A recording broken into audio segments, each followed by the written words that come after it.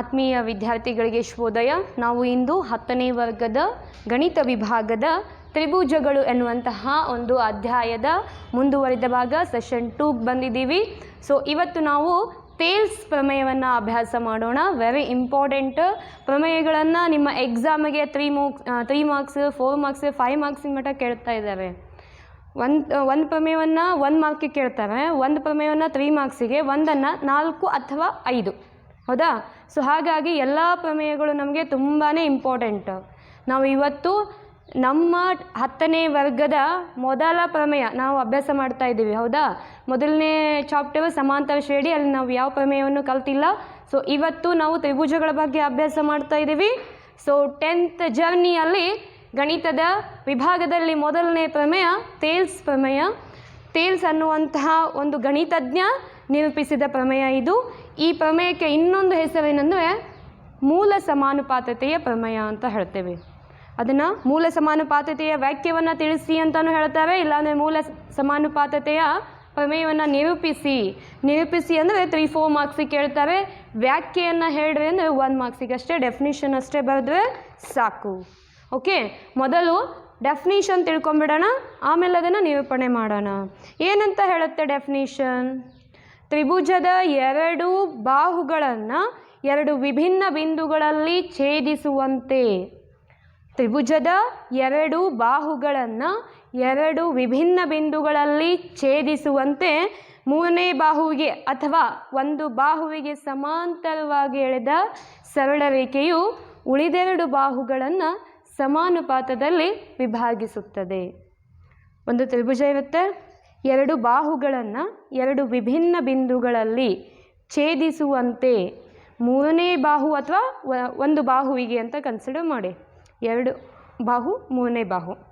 ತ್ರಿಭುಜದ 2 ಬಾಹುಗಳನ್ನು 2 ವಿಭಿನ್ನ ಬಿಂದುಗಳಲ್ಲಿ ಛೇದಿಸುವಂತೆ ಎಳೆದ ಸರಳ ರೇಖೆಯು ಉಳಿದೆರಡು ಬಾಹುಗಳನ್ನು ಸಮಾನುಪಾತದಲ್ಲಿ ವಿಭಾಗಿಸುತ್ತದೆ. ನೋಡೋಣ, ತ್ರಿಭುಜ ಅಂತ ಕನ್ಸಿಡರ್ ಮಾಡ್ತೀವಿ. ತ್ರಿಭುಜದ 2 ಬಾಹುಗಳನ್ನು 2 ವಿಭಿನ್ನ ಬಿಂದುಗಳಲ್ಲಿ ಛೇದಿಸುವಂತೆ ಒಂದು ಬಾಹುವಿಗೆ ಸಮಾಂತರವಾಗಿ ಎಳೆದ ಸರಳ ರೇಖೆಯು ಉಳಿದೆರಡು ಬಾಹುಗಳನ್ನು ಸಮಾನುಪಾತದಲ್ಲಿ ವಿಭಾಗಿಸುತ್ತದೆ. ಓಕೆನಾ? ಎ ಬಿ ಸಿ ನಾನು ರಫ್ ಡೈಗ್ರಾಮಲ್ಲಿ ಹಾಕಿ ನಿಮಗೆ ಮೊದಲು ಡೆಫಿನಿಷನನ್ನು ಕ್ಲಿಯರ್ ಮಾಡ್ತಾ ಇದ್ದೀನಿ. ಎ ಬಿ ಸಿ ಅನ್ನುವಂಥದ್ದು ಒಂದೇನು? ತ್ರಿಭುಜ. ಡಿ ಇ ತ್ರಿಭುಜದ 2 ಬಾಹುಗಳಿಗೆ 2 ವಿಭಿನ್ನ ಬಿಂದುಗಳಲ್ಲಿ ಛೇದಿಸುವಂತೆ ಒಂದು ಬಾಹುವಿಗೆ ಸಮಾಂತರವಾಗಿ ಎಳೆದ ಸರಳ ರೇಖೆಯು ಇದು ಮತ್ತು ಇದು. ಹೌದಾ? ಡಿ ಇ ಸಮಾಂತರ ಬಿ ಸಿ ಅಂತ ಕನ್ಸಿಡರ್ ಆಗುತ್ತೆ. ನೋಡಿ, ತ್ರಿಭುಜದ 2 ಬಾಹುಗಳನ್ನು 2 ವಿಭಿನ್ನ ಬಿಂದುಗಳಲ್ಲಿ ಛೇದಿಸುವುದಂದ್ರೆ ಕಟ್ಟಾಗೋದು. ಹೌದಾ? ಛೇದಿಸುವಂತೆ ಒಂದು ಬಾಹುವಿಗೆ ಸಮಾಂತರವಾಗಿ ಎಳೆದ ಸರಳ ರೇಖೆಯು ಉಳಿದೆರಡು ಬಾಹುಗಳನ್ನು ಏನು ಮಾಡುತ್ತೆ? ಸಮಾನುಪಾತದಲ್ಲಿ ವಿಭಾಗಿಸುತ್ತದೆ. ಇದೇನು? ಡೆಫಿನಿಷನ್. ಓಕೆ, ಹೇಳಿಕೆ ಅಂತ ಹೇಳ್ತೀವಿ. ಸೊ ಹೇಳಿಕೆ ಬರ್ಕೊಂಡು ಬಿಡೋಣ. ಹೇಳಿಕೆ ಏನು? ತ್ರಿಭುಜದ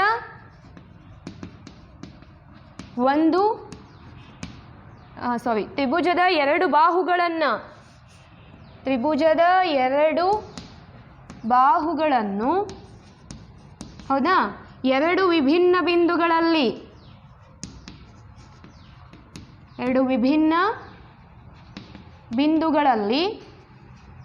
ಓಕೆ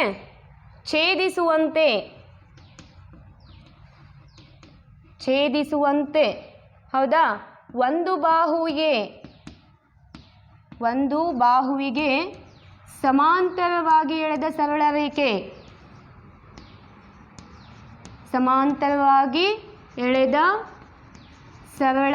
ರೇಖೆಯು ಉಳಿದೆರಡು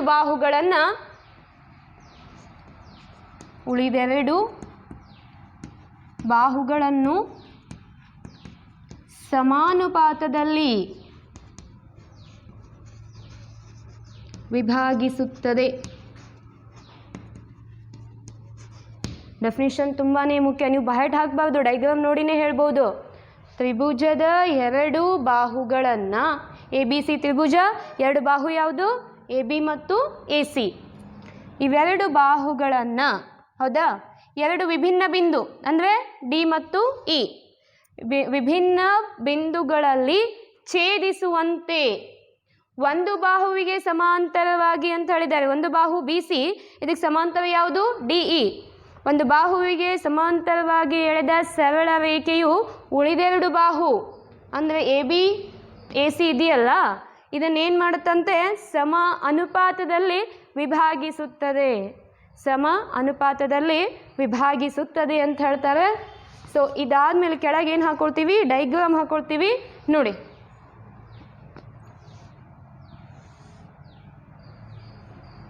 ಡೈಗ್ರಾಮ್ ಇದೇ ಥರ ಸ್ವಲ್ಪ ಸೊಟ್ಟ ಇದೆ.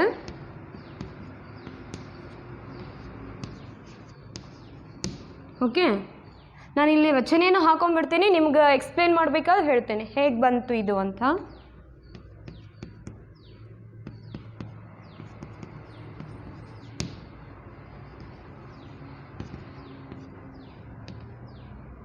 ಈ ಥರ ಹಾಕೋಬೇಕು.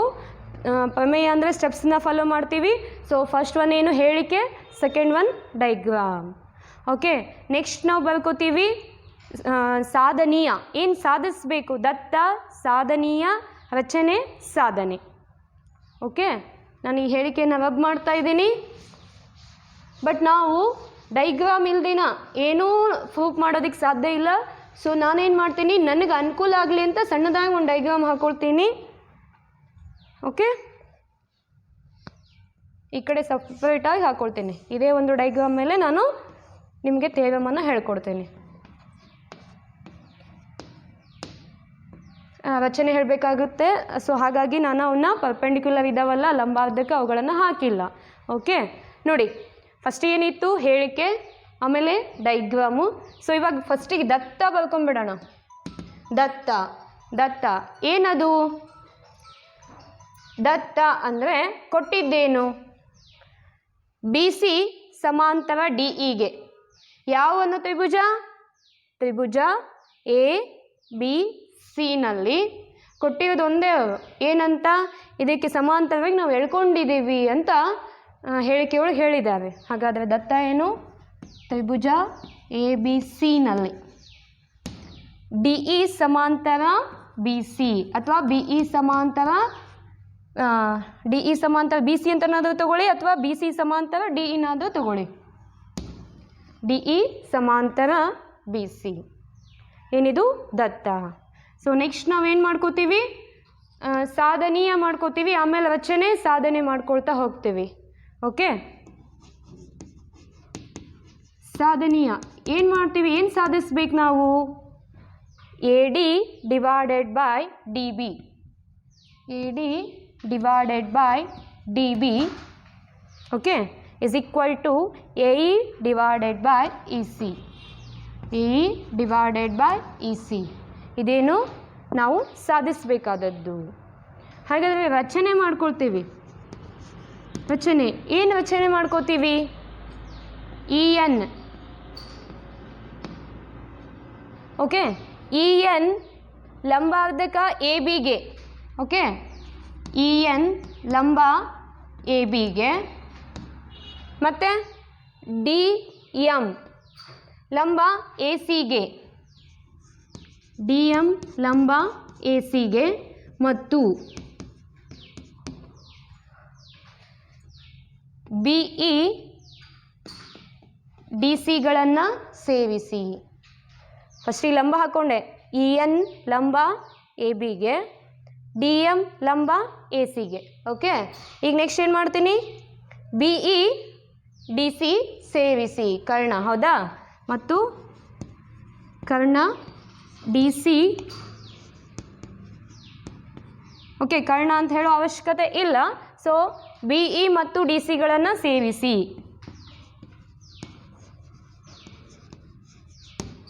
ಓಕೆ, ಫಸ್ಟಿಗೆ ದತ್ತ, ಆಮೇಲೆ ಸಾಧನೀಯ, ಆಮೇಲೆ ರಚನೆ ಮಾಡ್ಕೊಂಡಿದ್ದೀನಿ. ಸೊ ಇವಾಗ ನಾನೇನು ಮಾಡ್ತೀನಿ? ಸಾಧನೆಗೆ ಹೋಗ್ತೀನಿ. ಓಕೆ, ನಾವು ಲಂಬ ಅಂತಂದಲೇ ನಾವು 90 ಡಿಗ್ರಿ ಮೆನ್ಷನ್ ಮಾಡಬೇಕಾಗತ್ತೆ ಈ ಥರ. ಓಕೆ, 90 ಡಿಗ್ರಿ ಅಂತ ಹೇಳ್ಕೊಡುತ್ತೆ ಅದು. ಓಕೆನಾ. ದತ್ತ ಏನು ಎ ಬಿ ಸಿ ಒಳಗೆ ಡಿ ಇ ಸಮಾಂತರ ಬಿ ಸಿ ಆಗೈತಿ. ಏನು ಸಾಧಿಸ್ಬೇಕು ನಾವು? A D divided by D B is equal to A E divided by E C. ಬಾಹುಗಳ ಅನುಪಾತ ಸಮವಾಗಿರಬೇಕು, ಸಮಾನುಪಾತದಲ್ಲಿರಬೇಕು ಅಂತ ಹೇಳ್ತೀವಿ. ಸೊ ನೆಕ್ಸ್ಟ್ ರಚನೆ ಹಾಕೊಳ್ತೀನಿ. ಏನಂತ? E N perpendicular to A B, ಲಂಬ ಇದಕ್ಕೆ ಎ ಬಿಗೆ, ಡಿ ಎಮ್ ಲಂಬವಾಗಿದೆ ಎ ಸಿಗೆ. ಓಕೆ. ಸೊ ನೆಕ್ಸ್ಟ್ ನಾನು ಸಾಧನೆ ಹೋಗ್ತೀನಿ. ಸಾಧನೆ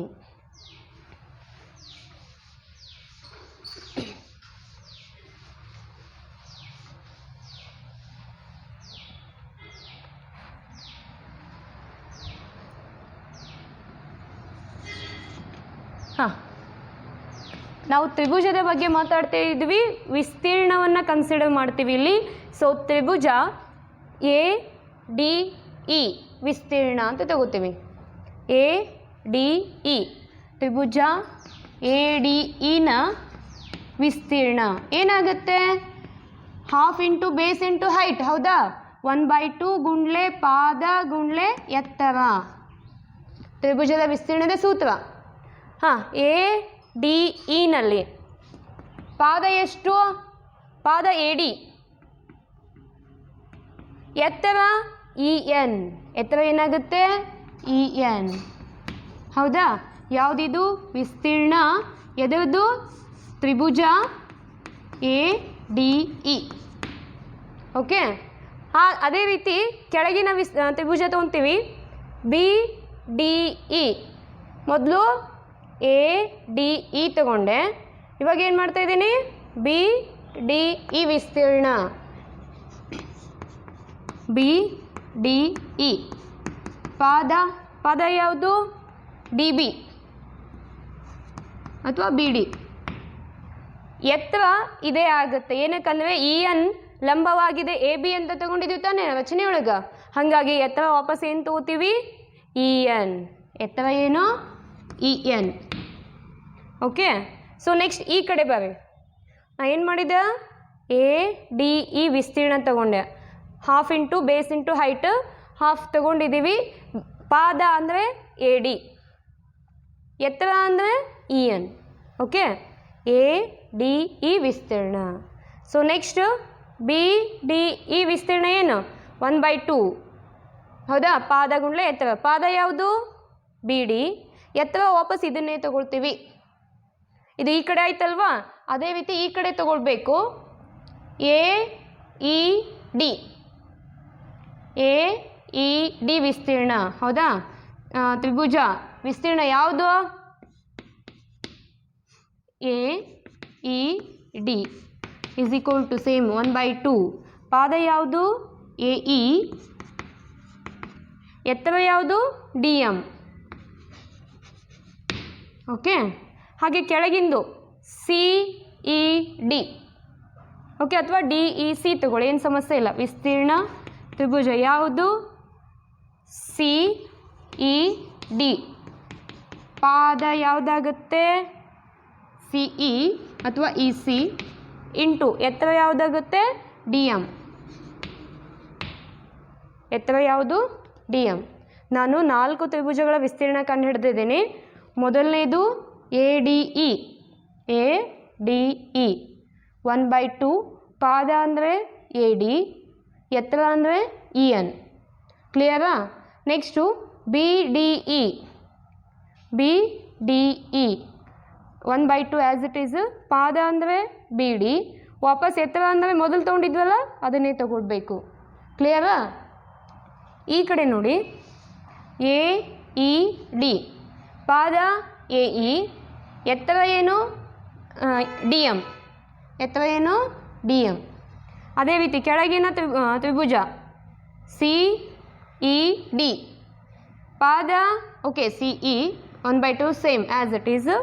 ಎತ್ತರ ಮಾತ್ರ ನಾನು ಡಿ ಎನ್ ಅಂತ ತಗೊಂಡಿದ್ದೀನಿ. ಓಕೆ. ಇವಾಗ ಏನು ಮಾಡಬೇಕು? ಮೊದಲ 2 ತ್ರಿಭುಜಗಳ ಅನುಪಾತ ತಗೋಬೇಕು. ಆಮೇಲೆ ಈ ಕಡೆ ತಗೊಂಡ್ವಲ್ಲ, ಈ 2 ತ್ರಿಭುಜಗಳ ಅನುಪಾತ ತಗೋಬೇಕು. ಹೇಗೆ? ವಿಸ್ತೀರ್ಣ ತ್ರಿಭುಜ A D E divided by ವಿಸ್ತೀರ್ಣ B D E. Okay,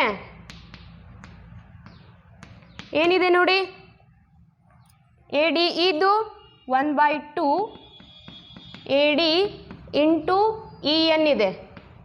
A D into E N divided by 1/2.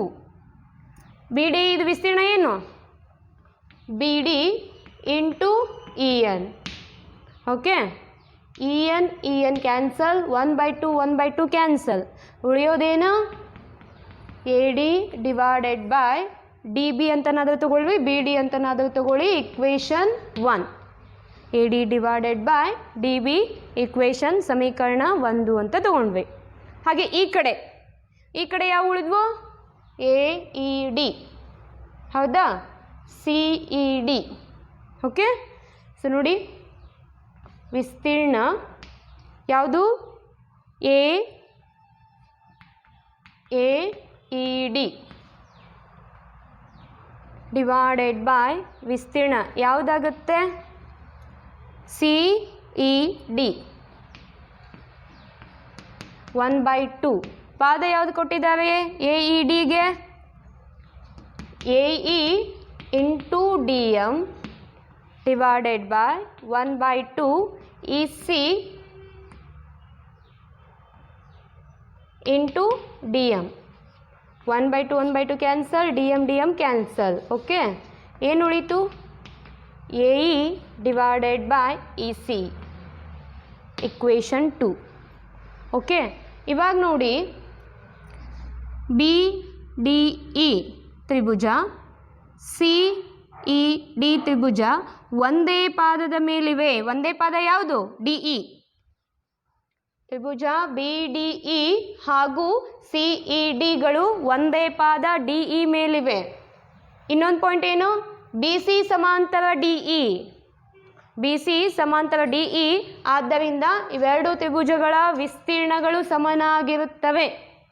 ಒಂದು ಹಾಕೊಳ್ತೀವಿ, ಏನಂತ, ತ್ರಿಭುಜ ಬಿ ಡಿ ಇ ಮತ್ತು ತ್ರಿಭುಜ ಸಿ ಇ ಡಿಗಳು ಒಂದೇ ಪಾದ ಡಿ ಇ ಮೇಲಿವೆ ಮತ್ತು ಡಿ ಇ ಸಮಾಂತರ ಬಿ ಸಿಗೆ. ಆದ್ದರಿಂದ ಅವೆರಡು ತ್ರಿಭುಜಗಳ ವಿಸ್ತೀರ್ಣಗಳೇನಾಗುತ್ತೆ, ಸಮನಾಗುತ್ತದೆ. ಆದ್ದರಿಂದ ವಿಸ್ತೀರ್ಣ ಯಾವುದು, ಬಿ ಡಿ ಇ ತ್ರಿಭುಜ ಸಮ ಆಗಿದೆ ಯಾವಿಗೆ, ವಿಸ್ತೀರ್ಣ ಯಾವುದು, ತ್ರಿಭುಜ ಸಿ ಇ ಡಿಗೆ. ಇದನ್ನು ಇಕ್ವೇಷನ್ 3 ಅಂತ ಹೇಳೋಣ. ಏನಂತ ಹೇಳೋಣ, equation 3. Okay, so next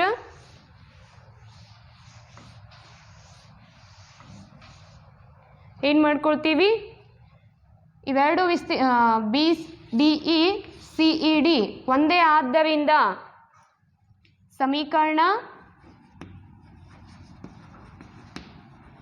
1,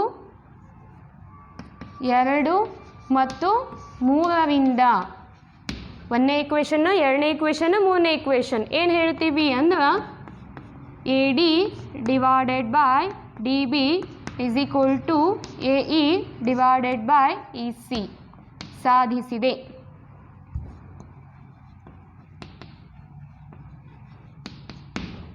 okay, ನೋಡ್ರಿ, ಟೇಲ್ಸ್ ಪ್ರಮೇಯ ಅಂದರೆ ಮೂಲ ಸಮಾನುಪಾತತೆ ಪ್ರಮೇಯ ಏನು ಹೇಳ್ತಾ ಇತ್ತು, ಯಾವುದೇ ಒಂದು ತ್ರಿಭುಜದ ಎರಡು ಬಾಹುಗಳನ್ನು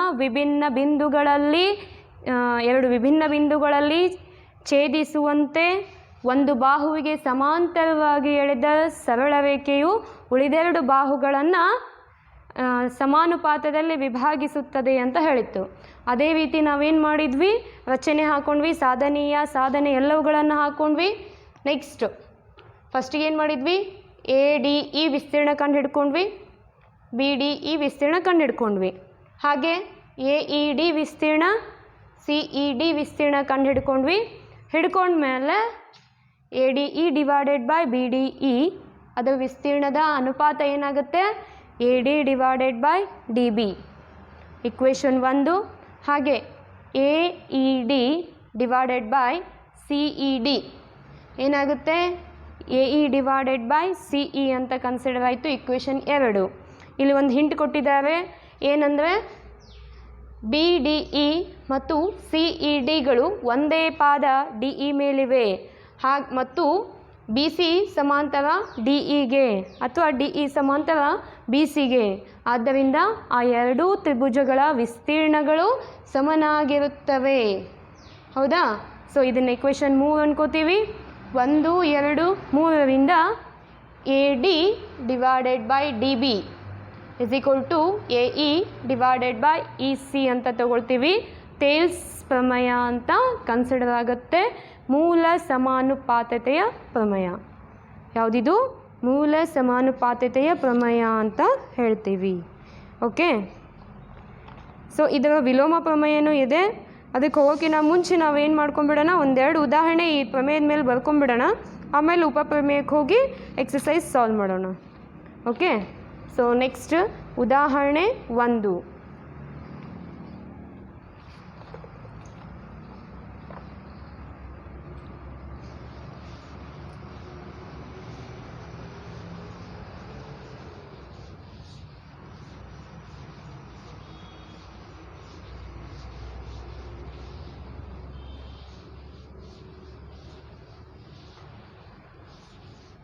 ತುಂಬಾ ಇಂಪಾರ್ಟೆಂಟು ಥೇಲ್ಸ್ ಪ್ರಮೇಯ, ಗಮನ ಕೊಡಿ.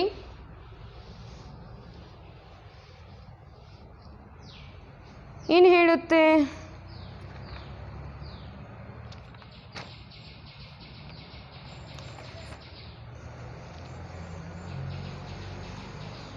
ಒಂದು ಏನಂದರೆ ಒಂದು ತ್ರಿಭುಜ ಕೊಟ್ಟಿದ್ದಾವೆ ಎ ಬಿ ಸಿ ಅಂಥೇಳಿ.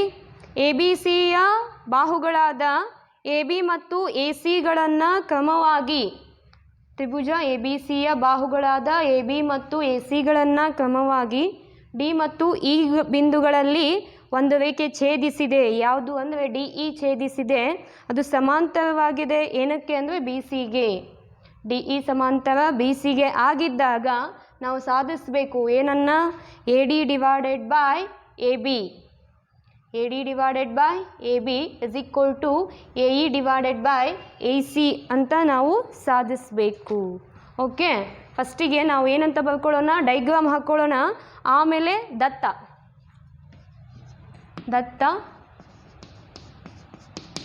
ಏನು? ತ್ರಿಭುಜ ಎ ಬಿ ಸಿನಲ್ಲಿ ಡಿ ಇ ಸಮಾಂತರ ಬಿ ಸಿಗೆ. ಓಕೆ, ನೆಕ್ಸ್ಟ್ ಏನು?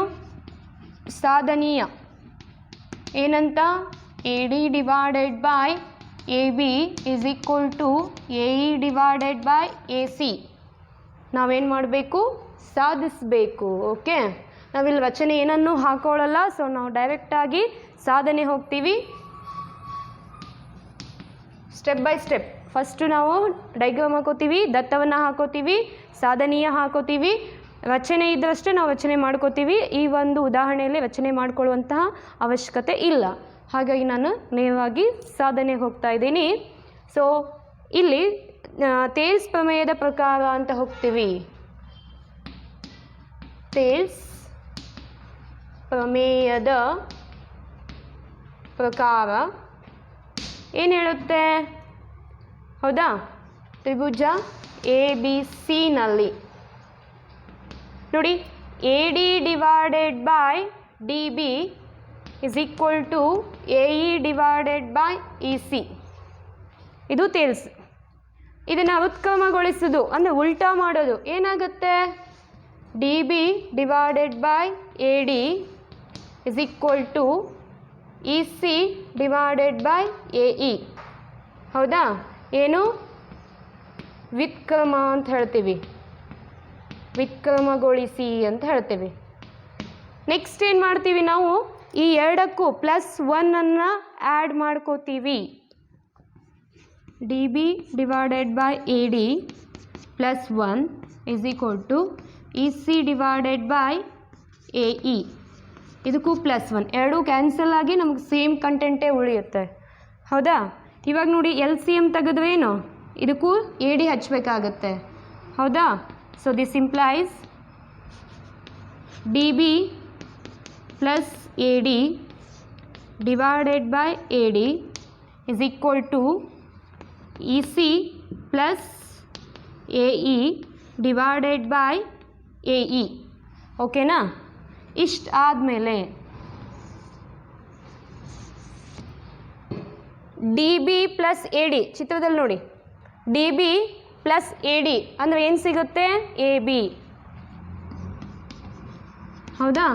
Divided by A D is equal to A C plus A E ಅಂದರೆ ಎ ಸಿ. ಹೌದಾ? A C divided by A E. ಮತ್ತು ಇದನ್ನು ವ್ಯುತ್ಕ್ರಮಗೊಳಿಸಿ ಅಂದರೆ ಇದನ್ನು ಉಲ್ಟಾ ಮಾಡಿ. ಹೌದಾ? ವ್ಯುತ್ಕ್ರಮಗೊಳಿಸಿದಾಗ ಏನಾಗುತ್ತೆ? A D divided by A B is equal to A E divided by A C. ನಾವು ಹೇಳಿದ್ದನ್ನು ಸಾಧಿಸಿದೀವಿ ತಾನೆ? A D divided by A B is equal to A E divided by A C. ನೋಡಿ, ಅವು ಏನು ಕೊಟ್ಟಿದ್ದು? ತ್ರಿಭುಜ ಎ ಬಿ ಸಿ ಅಂತ ಕೊಟ್ಟಿದ್ದು. ಅದರೊಳಗೆ ಡಿ ಇ ಸಮಾಂತರ ಬಿ ಸಿ ಅಂತ ಹೇಳಿ ಕೊಟ್ಟಿದ್ದೆವು. ನಾವೇನು ಸಾಧಿಸ್ಬೇಕಾಗಿತ್ತು? A D divided by A B A E divided by A C ಅಂತ ಸಾಧಿಸ್ಬೇಕಾಗಿತ್ತು. ನಾವಿಲ್ಲಿ ತೇಲ್ಸ್ ಪ್ರಮೇಯವನ್ನು ಅಪ್ಲೈ ಮಾಡ್ಕೋತೀವಿ. ಏನಾಗುತ್ತೆ? A D divided by D B is equal to A E divided by E C. Okay, ಇದನ್ನು ಉಲ್ಟಾ ಮಾಡ್ತೀವಿ. ಉಲ್ಟಾ ಮಾಡಿದಾಗ ಏನಾಗುತ್ತೆ? ಮೇಲಿದ್ದ ಕೆಳಗೆ, ಕೆಳಗಿದ್ದ ಮೇಲೆ.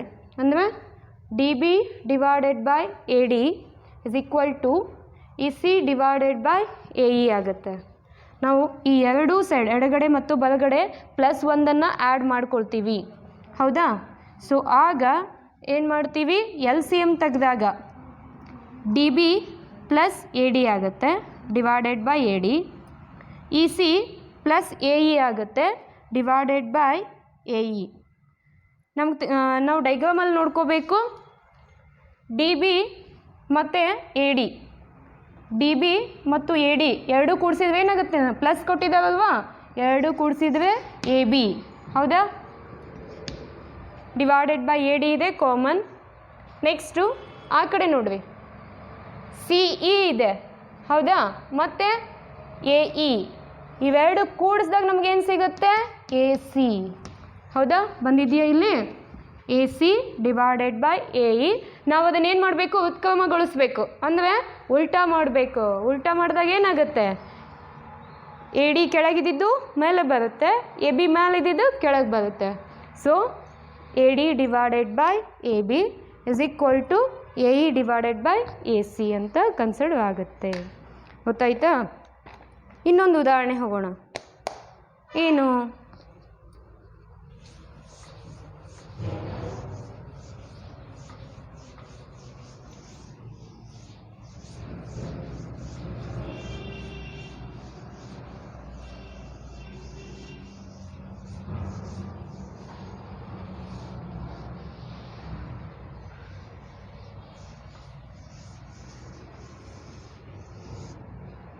ಏನು ನೋಡಿ, ತ್ರಾಪಿಜ್ಯ ಅಂತ ಕೊಟ್ಟಿದ್ದಾವೆ. ಹೌದಾ? ಎ ಬಿ ಸಿ ಡಿ ತ್ರಾಪಿಜ್ಯದಲ್ಲಿ, ಎ ಬಿ ಸಿ ಡಿ ತ್ರಾಪಿಜ್ಯದಲ್ಲಿ ಎ ಬಿ ಸಮಾಂತರ ಡಿ ಸಿ ಅಂತ ಕೊಟ್ಟಿದ್ದಾವೆ. ಎ ಬಿ ಸಮಾಂತರ ಡಿ ಸಿ. ಹಾಗೆ ಇ ಎಫ್ ಸಮಾಂತರ ಎ ಬಿ ಅಂತ ಕೊಟ್ಟಿದ್ದಾವೆ. ಇ ಎಫ್ ಸಮಾಂತರ ಯಾವುದಕ್ಕೆ? ಎ ಬಿಗೆ. ಹೌದಾ? ಎ ಬಿ ಸಮಾಂತರ ಡಿ ಸಿ, ಇ ಎಫ್ ಸಮಾಂತರ ಎ ಬಿ. ಮತ್ತು ಇ ಮತ್ತು ಎಫ್ಗಳು ಕ್ರಮವಾಗಿ ಸಮಾಂತರವಲ್ಲದ ಬಾಹುಗಳಾದ ಎ ಡಿ ಮತ್ತು ಬಿ ಸಿಗಳ ಮೇಲಿನ ಬಿಂದುಗಳಾಗಿವೆ. ಇ ಮತ್ತು ಎಫ್ಗಳಿದ್ವಲ್ಲ, ಸಮಾಂತರವಲ್ಲದ ಬಾಹುಗಳು ಯಾವುದ್ಯಾವುದು? ಎ ಡಿ ಮತ್ತು ಬಿ ಸಿ ಇವುಗಳ ಮೇಲಿನ ಬಿಂದುಗಳಾಗಿದ್ದಾವೆ.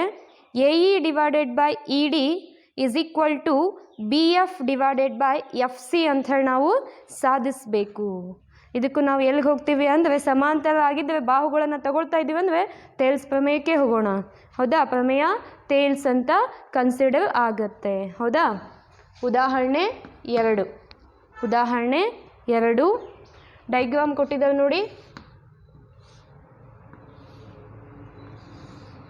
ಓಕೆ, ತ್ರಾಪಿಜ್ಯ ಅಂತ ಕನ್ಸಿಡರ್ ಆಗುತ್ತೆ. ಡೈಗ್ರಾಮ್ ಕೊಟ್ಟಿದ್ದಾವೆ. A B C D. Okay, ದತ್ತ ಏನು? A B C D ತ್ರಾಪಿಜ್ಯದಲ್ಲಿ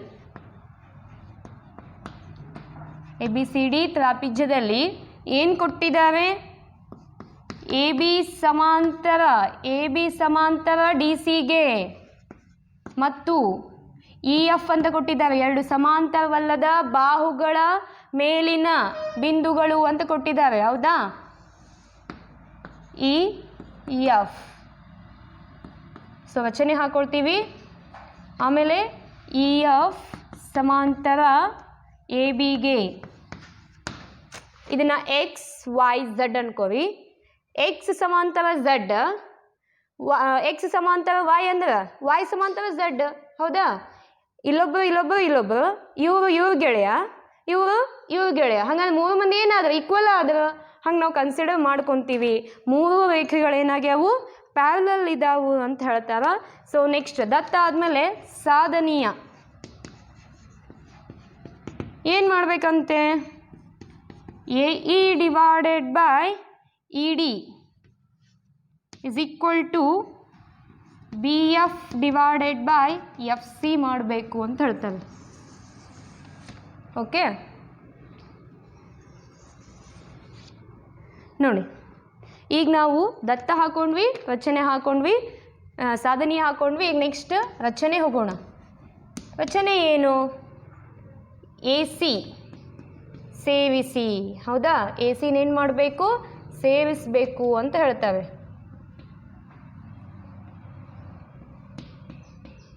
G ಬಿಂದುವಿನಲ್ಲಿ ಛೇದಿಸಲಿ. ಎ ಸಿಯನ್ನು ಸೇರಿಸಿ ಅದು ಇ ಎಫ್ ಅನ್ನು ಜಿ ಬಿಂದುವಿನಲ್ಲಿ ಛೇದಿಸಲಿ. ಎ ಸಿ ಸೇರಿಸಿ ಎ ಸಿಯು ಇ ಎಫ್ ಅನ್ನು ಜಿ ಬಿಂದುವಿನಲ್ಲಿ ಛೇದಿಸಲಿ. ಛೇದಿಸಿದೆ ಅಂದರೂ ಓಕೆ, ಛೇದಿಸಲಿ ಅಂದ್ರೂ ಓಕೆ. ಸೊ ನಮಗೆ ಇವಾಗ ತ್ರಿಭುಜ ಸಿಕ್ತು.